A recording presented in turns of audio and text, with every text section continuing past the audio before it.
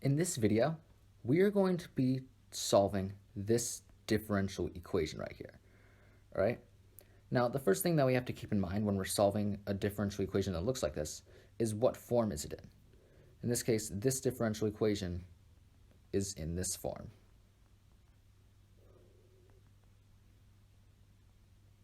All right, it's in this form, right? In this case, we see that b is equal to 0 because there is no term with y prime in it. So I'm just going to cross that out. And so basically, this differential equation right here is in this form, where f of t is equal to k, right? Now, how would we solve a differential equation that looks like this? Now, keep in mind that the overall solution for this differential equation is going to be y equals y sub h plus y sub p, where y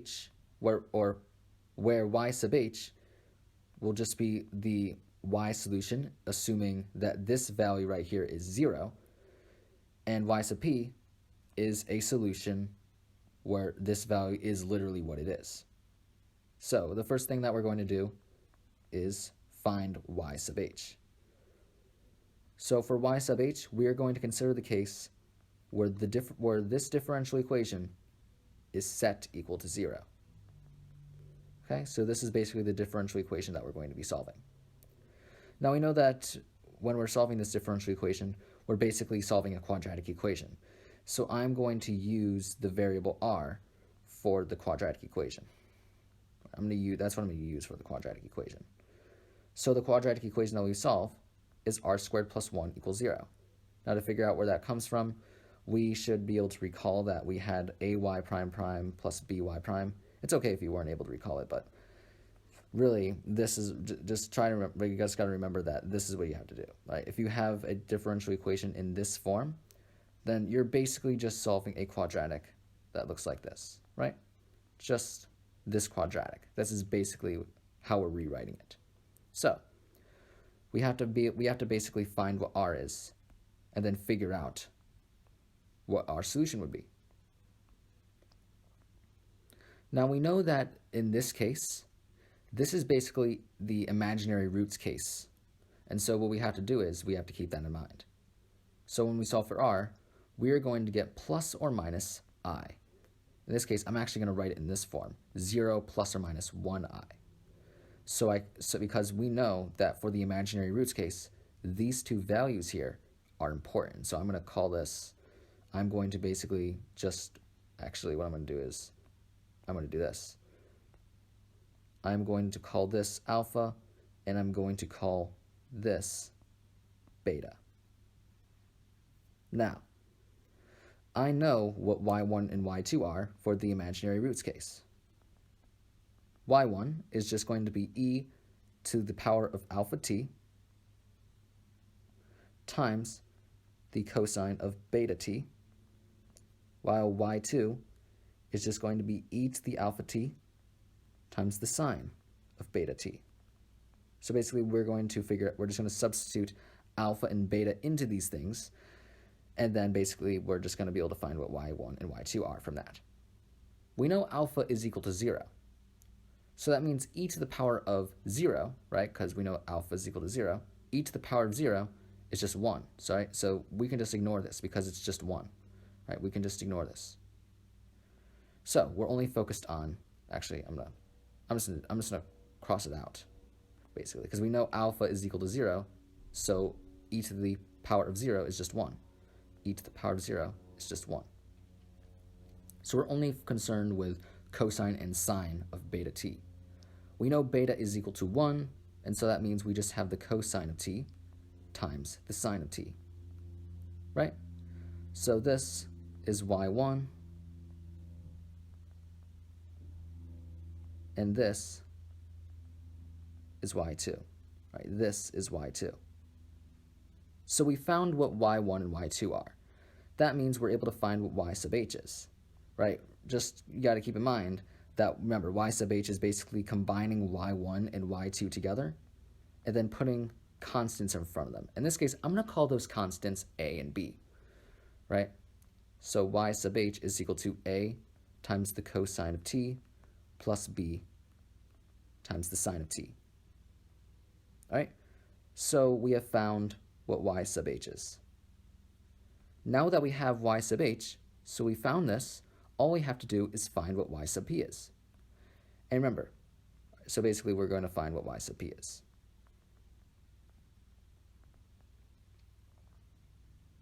And remember, when we're finding y sub p, we're basically just considering a case where the differential equation is equal to this value, k. So I'm going to basically write down what y sub p is. And if you can recall, y sub p is just going to be v1, y1, plus v2, y2. And we just have to find what v1 and v2 are, and that means we will be able to find what yp is. Now, we already know what we're supposed to do, because if you remember, we had the system of equations that we figured out in order to help us find what v1 and v2 are. So that system of equations is this. I'm just going to write what that system of equations is.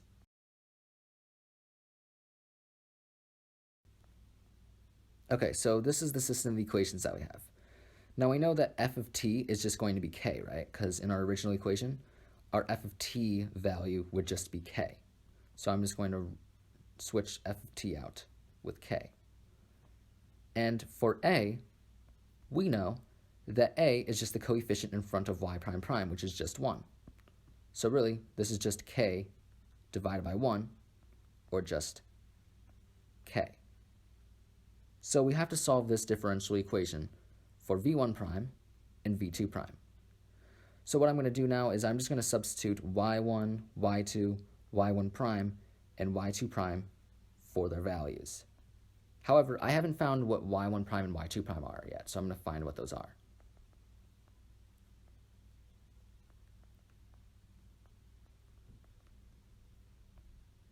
So y1 prime would just be the negative sine of t, and y2 prime would be the cosine of t. Right? So we have these values. So I'm just going to substitute y1, y2, y1 prime, and y2 prime into this system of equations.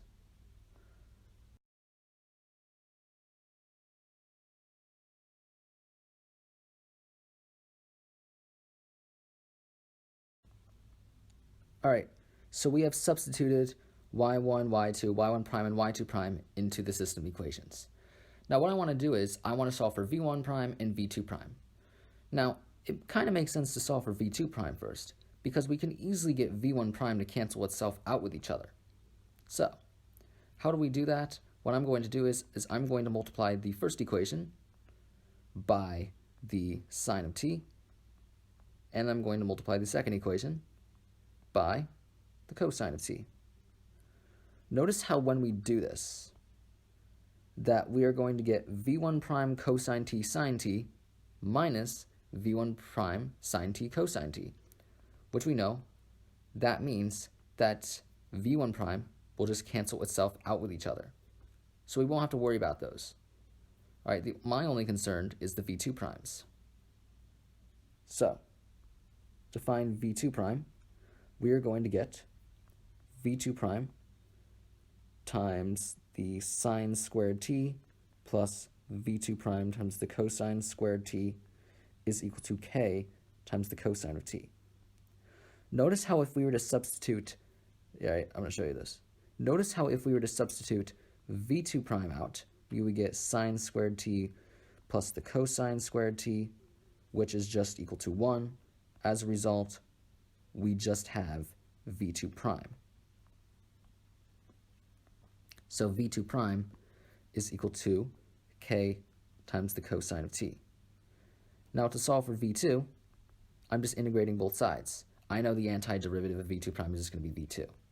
So I'm taking the integral of k cosine t.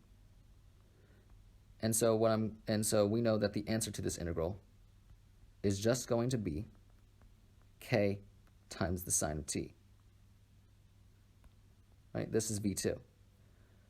Now to solve for what v1 is, you're basically just doing the exact same steps that we did to find v2, right?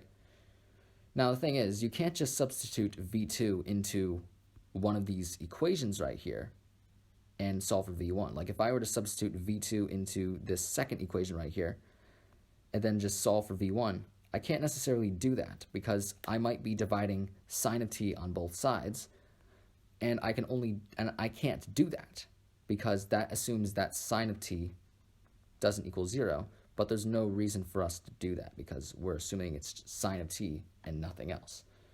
So we are going to, I'm not going to do it because it's basically just repeating the same steps that we did here to find what v1 is, right? And so if you were to repeat those same steps just to find what v1 is, you're going to get v1 is equal to k times the cosine of t, right? It's just the same exact steps you did to find v2. So now the thing is, you might have noticed something. I didn't add a constant to both of these. And I'm about to show you why, right? Because we have everything that we need in order to solve the differential equation, right? Because we have what v1 and v2 are, that means we can find what y sub p is. So, what is y sub p? Y sub p is just v1 y1, or k cosine t times y1, which is cosine of t. So this is just going to be cosine squared of t, plus k times the sine squared of t, right? Because this would just be v2, or k sine of t, times y2, or sine of t. That results in k sine squared of t. Notice how, again, if we were to factor out k, we would just get cosine squared of t plus sine squared of t. That's just equal to 1, right? So as a result, we just get k. So y sub p is literally equal to k. All we have to do to find the overall solution to this entire differential equation, which is what we wrote about in the beginning, is to add y sub h and y sub p together. We know what y sub h is. It's just a cosine t plus b sine t.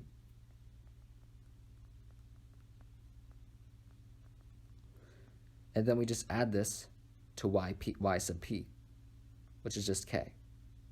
And as a result, this is the final answer to the differential equation, right? This is the final answer to this differential equation right here.